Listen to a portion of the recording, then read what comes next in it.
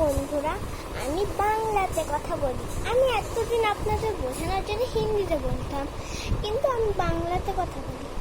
এখন আমি ওসব ভিডিও না দিয়ে আমি এখন গল্প পোস্ট করব। তাই আমার ভিডিওগুলো একটু দেখুন। আমি না এখন কিছু কিছু গল্প দেখাবো আপনাদেরকে। আমি সত্যি বাংলাতে কথা বলছি। আচ্ছা, আমি কেউ নেই পাশে, দেখুন কেউ নেই। আমি সত্যি বাংলাতে কথা বলছি। সত্যি বাংলাতেই কথা বলছি।